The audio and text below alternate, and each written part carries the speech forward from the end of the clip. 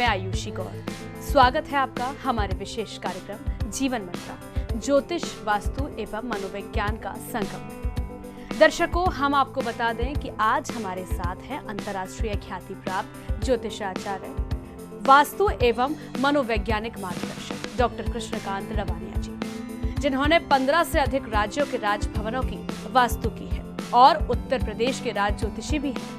ये जंतु विज्ञान, ज्योतिष शास्त्र एवं मनोविज्ञान विषय में पीएचडी की उपाधि प्राप्त है।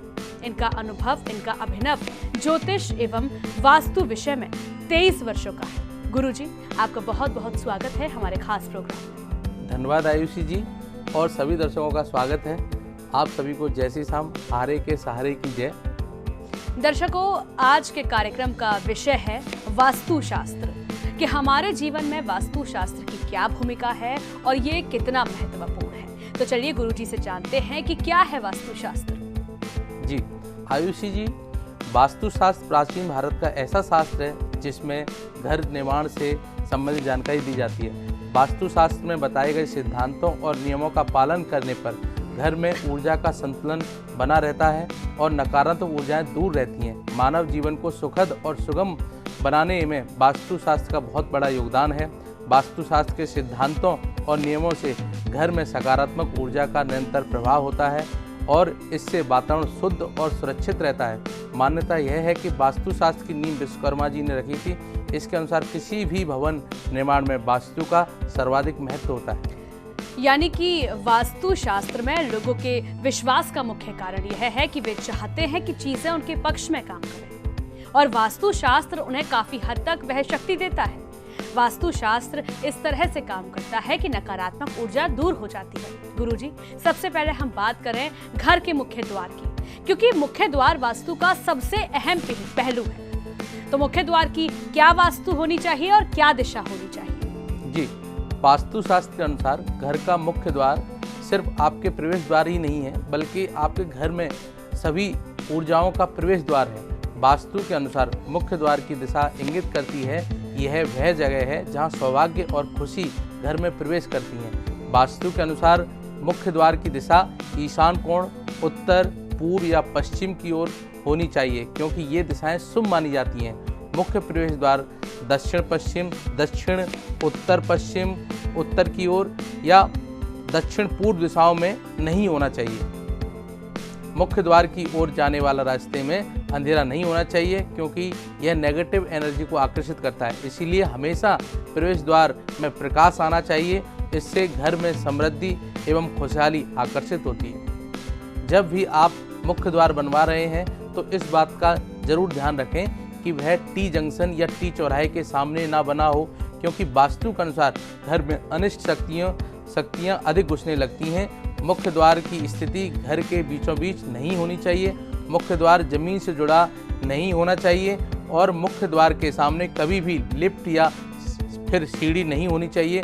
मुख्य द्वार का निर्माण उत्तम गुणवत्ता की लकड़ी से ही करना चाहिए। जी गुरुजी, बहुत ही महत्वपूर्ण और अहम जानकारियां आपने बताई कि मुख्य द्वार की दिशा और दशा कैसी होनी चाहिए, जो हमारे घर में सुख, समृद्धि और शांति को आकर्षित करती है। यदि अब हम बात करें घर के सबसे अहम हिस्से रसोई घर की, तो उसकी क्या वास्तु होनी चाहिए? क्योंकि मुख्य द्वार के बाद घर में सबसे महत्वपूर्ण जगह जो होती है वो रसोई ही होती है। माँ अन्नपूर्णा जहाँ वास करती है, तो रसोई की क्या वास्तु होनी चाहिए? वास्तु शास्त्र के अनुसार रसोई घर सबसे महत्वपूर्ण हिस्सा है जी, जो अग्नि तत्व का प्रतिनिधित्व करता है और अग्नि पंच तत्व का एक हिस्सा है। इसलिए घर में रसोई सही ढंग से स्थित होना चाहिए। आयुषी जी, रसोई के लिए दक्षिण पूर्व दिशा, जिसे हम आग्नेय कोण भी कहते हैं, सबसे उपयुक्त मानी गई है। यह दिशा अग्नि तत्व का प्रतिनिधित्व करती है। यहाँ चूल्हा, गैस, स्टोव, माइक्रोवेव आदि रखने चाहिए और खाना बनाते समय पूर्व दिशा की ओर मुंह करके गृहिणी अगर खाना बनाए तो ये शुभ होता है। बहुत अच्छी। जी बिल्कुल, जैसा कि आपने अभी बताया वास्तु के बारे में हमें जानकारी दी कि रसोई की वास्तु कैसी होनी चाहिए, तो क्या इसका कुछ वैज्ञानिक कारण भी है? जी हाँ, दक्षिण पूर्व दिशा में अग्नि तत्व होने से ऊर्जा का सही प्रभाव होता है, जिससे खाना पकाने की प्रक्रिया प्रभावी और सुरक्षित होती है। पूर्व दिशा में पूर्व दिशा से आने वाली सूर्य की किरणें भी खाना बनाने को अधिक सुरक्षित और स्वास्थ्यप्रद बनाती हैं। तो इसके पीछे अगर मैं बात करूं, आपने जैसे कि अभी वास्तु को बताया, रसोई की वास्तु कैसी होनी चाहिए, तो रसोई में जो जल स्थान होता है गुरुजी, तो क्या उसकी भी वास्तु होनी चाहिए? क्या उसका भी कोई स्थान निर्धारित होता है? जी, जल का स्थान जैसे सिंक, वाटर प्यूरिफायर आदि उत्तर पूर्व दिशा में होना चाहिए। यह जल तत्व की ऊर्जा को संतुलित रखता है और घर में समृद्धि और स्वास्थ्य लाता है या स्वास्थ्यवर्धक कंडीशन पैदा करता है। वैज्ञानिक दृष्टिकोण से जल तत्व की सही दिशा होने से पानी के नकारात्मक प्रभावों को कम किया जा सकता है, जैसे कि जल भराव और सीलन की समस्याओं से। तो ये तो रही जल की बात कि हमारी जो जल की स्थिति है वो रसोई घर में कैसी होनी चाहिए। यदि गुरुजी अब मैं बात करूं रंगों की, क्योंकि रंगों का हमारे जीवन में बहुत महत्व होता है, तो जो रसोई के रंग होते हैं वो किस प्रकार होने चाहिए? क्या उसमें भी कुछ वास्तु होता है? जी, रसोई में हल्के और उजले रंग जैसे सफ़ेद, पीला, नारंगी और हरा अच्छे माने जाते हैं। काले और भूरे रंग से बचना चाहिए। हल्के उजले रंग मानसिक शांति और सकारात्मक प्रदान करते हैं, जिससे खाना बनाते समय मूड अच्छा रहता है और कार्य क्षमता बढ़ती है। तो दर्शकों, अभी आपने जाना कि कौन से रंगों का इस्तेमाल हमें रसोई घर में करना चाहिए, जल स्थान की स्थिति कहाँ होनी चाहिए। यदि अगर मैं बात करूँ गुरुजी भंडारण की, क्योंकि रसोई में तो स्वयं माँ अन्नपूर्णा का वास होता है, यदि अगर मैं बात करूं भंडारण की, तो भंडारण की कौन सी वास्तु होनी चाहिए? भंडारण का सामान कहाँ हमें रखना चाहिए? देखिए, भंडारण इकाइयों को दक्षिण और पश्चिम दीवारों के साथ रखा जाना चाहिए। रेफ्रिजरेटर को दक्षिण पश्चिम, दक्षिण पूर्व, पश्चिम या उत्तर दिशा में रखना अच्छा माना जाता है। इससे रसोई में व्यवस्थाएं ठीक बनी रहती हैं और उपकरण की भी कार्य क्षमता बढ़ती है। गुरुजी, आपने इतनी उपयोगी जानकारी हमारे साथ और हमारे दर्शकों के साथ साझा की। तो रसोई की वास्तु से संबंधित क्या कुछ और भी आप जानकारियां हमारे दर्शकों को विशेष तौर पर या विशेष सुझाव के तौर पर देना चाहेंगे? मेरा सभी दर्शकों से अनुरोध है कि रसोई में पर्याप्त वेंटिलेशन की व्यवस्था रखें, साफ सफाई का ध्यान रखें और उपकरणों का सही स्थान प्रयोग करें।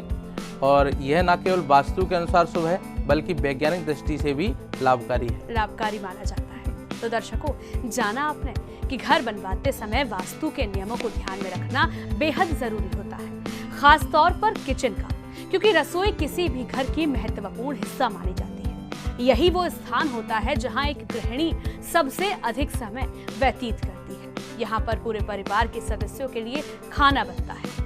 ऐसे में यदि कोई रसोई में किसी प्रकार का दोष होने पर महिलाओं पर इसका असर खराब भी पड़ सकता है। तो चलिए गुरुजी से अब जानते हैं कि वास्तु के अनुसार लिविंग रूम की क्या स्थिति होनी चाहिए, लिविंग रूम की सजावट किस प्रकार होनी चाहिए। वास्तु शास्त्र के अनुसार लिविंग रूम यानी बैठक घर का अहम हिस्सा होता है। लिविंग रूम देखकर लोग आपके वैभव, संपन्नता और मानसिकता का अंदाजा लगा सकते हैं। आमतौर पर लोग अपने लिविंग रूम की साज सजावट का विशेष ध्यान रखते हैं, लेकिन फिर भी अनजाने में कुछ ऐसी गलतियां हो जाती हैं जिसका सीधा असर व्यक्ति के जीवन पर पड़ता है। लिविंग रूम में वास्तु के नियमों का ध्यान रखकर कई तरह की परेशानियों से बचा जा सकता है। उत्तर पूर्व दिशा लिविंग रूम को यहाँ रखने से सकारात्मक ऊर्जा और शांति मिलती है। यह दिशा भगवान शिव और जल तत्व से संबंधित है। शास्त्रों में कहा गया है कि उत्तर पूर्व दिशा में सकारात्मक ऊर्जा का प्रभाव सबसे अधिक होता है, जो मानसिक शांति और आत्मिक संतुलन को बढ़ावा देता है। भगवत गीता में कहा गया है कि उत्तर पूर्व दिशा में प्रार्थना और ध्यान करने से आत्मा को शांति प्राप्त होती है। उत्तर दिशा में यह दिशा धन, संपत्ति और स्वास्थ्य के लिए बहुत अधिक लाभकारी है। यह दिशा कुबेर की दिशा मानी जाती है, जो धन के देवता की दिशा है। चुंबकीय उत्तर की ओर होने के कारण यह दिशा सकारात्मक ऊर्जा को आकर्षित करती है। विष्णु पुराण में उत्तर दिशा को कुबेर की दिशा कहा गया है, जो धन और समृद्धि का प्रतीक है। दक्षिण पश्चिम दिशा, इस दिशा में लिविंग रूम रखने से स्थिरता और सुरक्षा मिलती है। यह दिशा पृथ्वी तत्व का प्रतीक है, जो स्थिरता और मजबूती प्रदान करती है। महाभारत में दक्षिण पश्चिम दिशा को यमराज की दिशा माना गया है, जो स्थिरता और न्याय का प्रतीक है। दक्षिण दिशा, यह दिशा लिविंग रूम के लिए उपयुक्त नहीं मानी जाती, क्योंकि यह दिशा आग्नेय होती है और यहाँ पर अधिक समय बिताने से तनाव और अस्थिरता की स्थितियां पैदा हो सकती हैं। वास्तुशास्त्र में दक्षिण दिशा को अस्थिरता और नकारात्मक ऊर्जा का स्रोत माना गया है। उत्तर पश्चिम दिशा, यह दिशा अस्थिरता का प्रतीक होती है और लिविंग रूम को यहाँ रखने से पारिवारिक संबंधों में तनाव हो सकता है। शास्त्रों में उत्तर पश्चिम दिशा को अस्थिरता और विवाद का प्रतीक माना गया है। उत्तर पूर्व और उत्तर दिशा हल्के नीले, हरे और सफ़ेद रंग का प्रयोग इस दिशा में कर सकते हैं।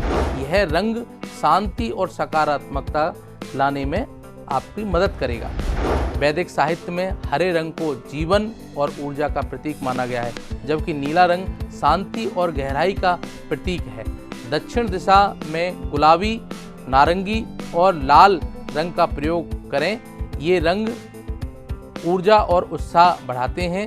आयुर्वेद में लाल रंग को ऊर्जा और जीवन शक्ति का प्रतीक माना गया है, जो रक्त संचार को बढ़ावा देता है। दक्षिण पश्चिम में दिशा में पीले और सुनहरे रंग का प्रयोग करें। यह रंग स्थिरता और समृद्धि का प्रतीक है। वास्तुशास्त्र में पीले रंग को बुद्धि और विवेक का प्रतीक माना गया है। पश्चिम दिशा में नीले, ग्रे और सिल्वर रंग का प्रयोग करें। यह रंग मानसिक शांति और ज्ञान को बढ़ावा देता है। उपनिषदों में ग्रे और सिल्वर रंग को ध्यान और मानसिक शांति का प्रतीक भी माना गया है। उत्तर पश्चिम सफ़ेद और ग्रे रंग का प्रयोग के लिए अच्छी मानी गई है। यह रंग मानसिक संतुलन और शांति लाते हैं। शास्त्रों में सफ़ेद रंग को पवित्रता और शांति का प्रतीक माना गया है। लाल और काले रंग लिविंग रूम के लिए उपयुक्त नहीं है, क्योंकि यह तनाव और नकारात्मक ऊर्जा को बढ़ा सकते हैं। वास्तुशास्त्र के अनुसार लाल और काले रंग को संघर्ष और नकारात्मकता का प्रतीक माना गया है। गहरे और अत्यधिक चमकदार रंग, ये रंग आँखों को थका सकते हैं और मानसिक तनाव बढ़ा सकते हैं। शास्त्रों में गहरे रंगों को मानसिक अस्थिरता और तनाव का कारण माना गया है। जो लिविंग रूम में आपको फर्नीचर का प्रयोग करना है, फर्नीचर चौकोर या आयताकार होना चाहिए। यह ऊर्जा के प्रवाह को संतुलित रखता है। वास्तुशास्त्र में आयताकार फर्नीचर को स्थिरता और संतुलन का प्रतीक माना गया है। फर्नीचर को पश्चिम या दक्षिण दिशा में रखना, इससे स्थिरता बनी रहती है। महाभारत में घर की स्थिरता के लिए भारी वस्तुओं को पश्चिम दिशा में रखने की सलाह दी जाती है। साफ और अच्छी स्थिति में फर्नीचरों को रखें, ये सकारात्मक ऊर्जा को बनाए रखते हैं। शास्त्रों में स्वच्छता और मानसिक शांति और सकारात्मक का स्रोत इन्हें माना गया है। गोल और अंडाकार फर्नीचर यह ऊर्जा के प्रवाह को बाधित कर सकते हैं। वास्तुशास्त्र में गोल फर्नीचर को अस्थिरता का प्रतीक माना गया है। टूटे फूटे फर्नीचर भी नकारात्मक ऊर्जा को आकर्षित करते हैं। शास्त्रों में टूटे फूटे फर्नीचर नकारात्मक ऊर्जा के स्रोत माने गए हैं। उत्तर पूर्व दिशा में भारी फर्नीचर, इससे ऊर्जा का प्रभाव बाधित हो सकता है, इसीलिए उत्तर पूर्व दिशा में भारी फर्नीचर नहीं रखें और ये फर्नीचर आपके मानसिक तनाव को बढ़ा सकते हैं। अन्य सजावट और तत्व जैसे हल्के पर्दे, उत्तर पूर्व दिशा में हल्के पर्दे सकारात्मक ऊर्जा को आकर्षित करते हैं। वास्तुशास्त्र में हल्के पर्दों को मानसिक शांति और स्थिरता का प्रतीक माना गया है। भारी पर्दे, दक्षिण पश्चिम दिशा में भारी पर्दे नकारात्मक ऊर्जा को दूर रखते हैं। शास्त्रों में भारी पर्दों को नकारात्मकता को रोकने का उपाय माना गया है। हरे पौधे, उत्तर या पूर्व दिशा में हरे पौधे सकारात्मक ऊर्जा को बढ़ाते हैं। ऋग्वेदों में पौधों को जीवन दायिनी और शुद्धिकरण का प्रतीक माना गया है। एक्वेरियम आप रख सकते हैं, पूर्व और उत्तर दिशा में रखें। एक्वेरियम रखने से सकारात्मक ऊर्जा का संचार होता है। वास्तुशास्त्र में एक्वेरियम को जल तत्व का प्रतीक माना गया है, जो सकारात्मक ऊर्जा का संचार करता है। छत और बीम जो लिविंग रूम की होनी चाहिए, इससे क्या है, मानसिक तनाव और वास्तु दोष उत्पन्न होता है, जिसकी वजह से लिविंग रूम में छत या बीम जो है वो भारी नहीं होनी चाहिए। जी। अंधेरा और गंदगी, अगर लिविंग रूम में कहीं अंधेरा और गंदगी है तो ये नकारात्मक ऊर्जा को आकर्षित करता है। उपनिषदों में स्वच्छता और प्रकाश को सकारात्मक ऊर्जा का प्रमुख स्रोत माना गया है। नकारात्मक चित्र जैसे युद्ध, अपराध या दुख के चित्र नकारात्मक ऊर्जा को बढ़ावा देते हैं, इसलिए घर में ऐसे चित्र ना लगाएं या लिविंग रूम में ऐसे चित्र ना लगाएं, नहीं तो नकारात्मकता जो है प्रभावी होने लगती है। भगवत गीता में कहा गया है कि नकारात्मकता चित्र मानसिक अशांति और तनाव के कारण बनते हैं। तो दर्शकों, जाना आपने कि लिविंग रूम की जो व्यवस्थाएं हैं, जो वास्तु है, जो दिशा है, वो आखिरकार कैसी होनी चाहिए। अभी हमें गुरुजी ने बताया कि लिविंग रूम के पर्दे कैसे होने चाहिए, कलर कैसे होने चाहिए, और भी तमाम जानकारी हमें इन्होंने दी। गुरुजी, इसके बाद मैं जानूंगी कि अक्सर लोगों की शिकायत होती है कि तमाम कोशिशों के बावजूद उनके बच्चों का पढ़ाई में मन नहीं लगता। उनके बच्चे पढ़ाई करने के बाद भी चीज़ें भूल जाते हैं, पढ़ाई जो की थी उन्होंने वो भूल जाते हैं। उन्हें मनचाही शिक्षा प्राप्त नहीं होती है, सफलता नहीं मिलती है। कंपटीशन के इस दौर में यदि आपके साथ भी कुछ ऐसी ही मुश्किलें हैं तो उसके समाधान वास्तुशास्त्र में क्या है? क्या बच्चों की पढ़ाई के समाधान वास्तुशास्त्र में है? देखिए, स्टडी रूम जो है जी, मतलब आयुषी जी, वास्तुशास्त्र के अनुसार घर बनाते समय बच्चों के स्टडी रूम पर विशेष ध्यान देना चाहिए, क्योंकि यह वो स्थान है जहां पर बैठकर आपका बच्चा अपने भविष्य को बेहतर बनाने के लिए परिश्रम करता है। बच्चों के अध्ययन कक्ष को व्यवस्थित करने के लिए वास्तुशास्त्र और वैज्ञानिक दृष्टिकोण को मिलाकर एक समग्र दृष्टिकोण अपनाया जा सकता है। यहाँ दोनों के सम्मिलित सुझाव हम आपको दे रहे हैं। स्थान का चयन, वास्तुशास्त्र के अनुसार अध्ययन कक्ष उत्तर पूर्व अर्थात ईशान कोण दिशा में होना चाहिए। वैज्ञानिक दृष्टिकोण यह कहता है कि यह दिशा प्राकृतिक रोशनी और ताजगी के लिए अच्छी मानी जाती है, जो बच्चों को एकाग्रचित करेगी और या फिर उनकी एकाग्रता में वृद्धि करेगी। बैठने की जो दिशा है, वास्तुशास्त्र के अनुसार बच्चों को उत्तर या पूर्व दिशा की ओर मुख करके बैठना चाहिए। इसमें वैज्ञानिक दृष्टिकोण के अनुसार यह दिशा बच्चों को सकारात्मक ऊर्जा और मानसिक शांति प्रदान करती है, जिससे उनकी अध्ययन में रुचि बढ़ती है। जो इनके जो मेज और कुर्सी वो प्रयोग करने वाले हैं, स्टडी वास्तु के अनुसार स्टडी टेबल मजबूत और व्यवस्थित होनी चाहिए। वैज्ञानिक दृष्टिकोण यह कहता है कि कुर्सी और टेबल एर्गोनॉमिक होनी चाहिए, ताकि बच्चों को सही शारीरिक मुद्दा बनाने में उनका हेल्प हो सके। कुर्सी आरामदायक हो और मेज की ऊंचाई अधिक नहीं होनी चाहिए, लेवल में होनी चाहिए। हाँ, प्रकाश के लिए हम कहते हैं कि वास्तुशास्त्र के अनुसार स्टडी रूम में प्राकृतिक प्रकाश की व्यवस्था होनी चाहिए, और वैज्ञानिक दृष्टिकोण ये कहता है कि प्राकृतिक प्रकाश मूड को बेहतर करता है और ध्यान केंद्रित करने में मदद मिलती है। यदि प्राकृतिक रोशनी उपलब्ध नहीं है तो उचित रोशनी वाले लैंप का प्रयोग करें। आप स्टडी रूम में रंग जो हैं वास्तुशास्त्र के अनुसार हल्के और शांत रंग जैसे हल्का नीला, हल्का हरा या सफ़ेद रंग का प्रयोग करें। वैज्ञानिक दृष्टिकोण यह कहता है ये रंग बच्चों के मानसिक स्वास्थ्य के लिए अच्छे होते हैं और तनाव को कम करने में मदद करते हैं। अव्यवस्था, जैसे हम कहते हैं कि वास्तुशास्त्र के अनुसार स्टडी रूम को साफ और व्यवस्थित रखना चाहिए। वैज्ञानिक दृष्टिकोण ये कहता है कि अव्यवस्था ध्यान भंग करती हैं, इसलिए अध्ययन सामग्री को व्यवस्थित रूप से रखना अति आवश्यक है। अगर आप पौधे लगाना चाहते हैं, वास्तुशास्त्र के अनुसार स्टडी रूम में छोटे गमले में पौधे रख सकते हैं। वैज्ञानिक दृष्टिकोण के अनुसार हम ये कह सकते हैं कि पौधे हवा को शुद्ध करते हैं और ऑक्सीजन का स्तर बढ़ाते हैं, जिससे बच्चों को तरोताजगी महसूस होगी। शांति और शोर रहित वातावरण होना चाहिए। वास्तुशास्त्र यह कहता है कि शांति और शोर रहित वातावरण अगर होगा तो बच्चों का एकाग्रचित होकर इस पढ़ाई में मन लगेगा। वैज्ञानिक दृष्टिकोण के अनुसार हम ये कह सकते हैं शांत वातावरण में बच्चे बेहतर ध्यान केंद्रित कर सकते हैं और उनकी अध्ययन क्षमता बढ़ेगी। प्रेरणादायक दीवार सजावट, प्रेरणादायक चित्रों से दीवार की सजावट कर सकते हैं। वास्तुशास्त्र यह कहता है कि दीवारों पर प्रेरणादायक चित्र का उदाहरण लगाने से व्यक्ति में सकारात्मक सोच का विकास होता है।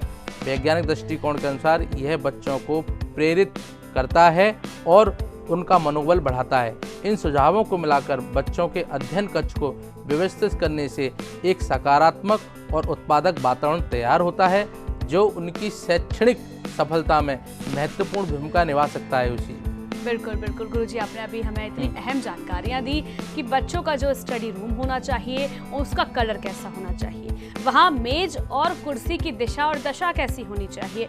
वास्तु की तो आपने जानकारी दी ही, उसके साथ ही आपने वैज्ञानिक तथ्य भी हमको बताए कि आखिरकार वैज्ञानिक तथ्यों के पीछे का राज क्या होता है, वैज्ञानिक तथ्य क्या होते हैं। ये आपने अहम जानकारियां हमें दी। दर्शकों, जैसा कि गुरुजी ने हमें बताया कि वास्तु का हमारे जीवन में कितना महत्व है। यदि घर का वास्तु ठीक होगा तो घर में सकारात्मक ऊर्जा का संचार होगा, साथ ही घर का हर सदस्य ऊर्जावान और तेज से युक्त होगा।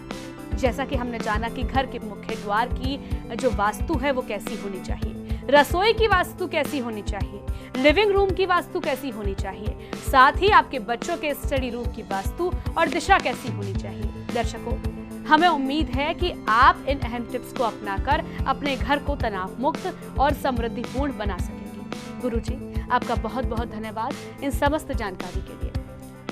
बहुत बहुत धन्यवाद आयुषी जी, और सभी दर्शकों को भी उज्जवल एवं स्वर्णिम भविष्य की शुभकामनाएं। आप सभी को जय श्री श्याम, हारे के सहारे की जय।